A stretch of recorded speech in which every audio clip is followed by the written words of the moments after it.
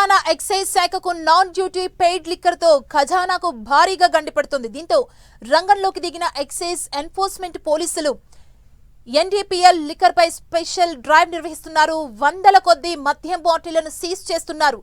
గాడి తప్పుతున్న ఆదాయాన్ని అదుపులో పెట్టడమే లక్ష్యంగా ఎక్సైజ్ శాఖ ముమ్మర తనిఖీలు నిర్వహిస్తుంది. తెలంగాణలోకి వస్తున్న నాన్ డ్యూటీ పే లిక్కర్ పై గత వారం రోజులుగా ఎక్సైజ్ ఎన్ఫోర్స్మెంట్ శాఖ స్పెషల్ డ్రైవ్లు నిర్వహిస్తూ వందల సంఖ్యలో మద్యం బాటిళ్లను సీజ్ చేసింది.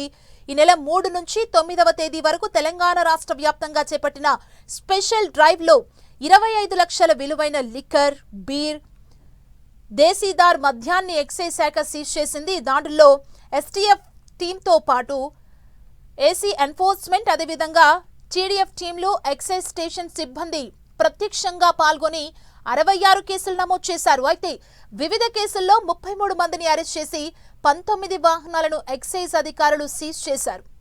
రాష్ట్ర వ్యాప్తంగా నిర్వహించిన ఎక్సైజ్ దాడుల్లో 1188 మద్యం బాటిళ్లు, 22 లీటర్ల బీర్ బాటిల్స్, 21 లీటర్ల దేశీదారు మద్యాన్ని ఎక్సైజ్ అధికారులు సీజ్ చేశారు. రాష్ట్రంలో మద్యాన్ని సేవించకుండా ఇతర రాష్ట్రాల నుంచి తక్కువ ధరకు మద్యం తీసుకొచ్చి తెలంగాణలో అమ్ముతుండటంతో రాష్ట్ర ఖజానాకు భారీగా గండిపడుతుంది. దీంతో ఎక్సైజ్ శాఖ విస్తృతంగా తనిఖీలు చేశారు. స్పెషల్ డ్రైవ్ నిర్వహిస్తూ ఎన్డీపీఎల్ లిక్కర్ సప్లై చేసిన వారిపై ఉక్కుపాతం మోపుతున్నారు. Telangana prohibition and excise enforcement director Shahnawaz Qasim ఆదేశాలతో ఢిల్లీ, గోవా లాంటి రాష్ట్రాల నుంచి వచ్చే ప్రత్యేక రైళ్లపై ఎక్సైజ్ ఎస్టీఎఫ్ టీం దృష్టి సారించి తనిఖీలు నిర్వహించి మద్యం బాటిళ్లను పట్టుకున్నారు. అటు తెలంగాణ బార్డర్ ఆదిలాబాద్, నిర్మల్, కొమరంభీం, ఆసిఫాబాద్, కామారెడ్డి ప్రాంతాల్లో దేశీదారు మద్యాన్ని మహారాష్ట్ర నుంచి తీసుకొచ్చి విక్రయం చేస్తుండగా పట్టుకున్నారు.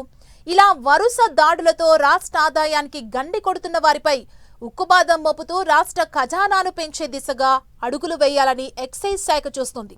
అటు నాన్ డ్యూటీ పెయిడ్ లిక్కర్ ని వినియోగదారులు ఎవరూ వినియోగించొద్దని ఎక్సైజ్ శాఖ సైతం కోరుతోంది.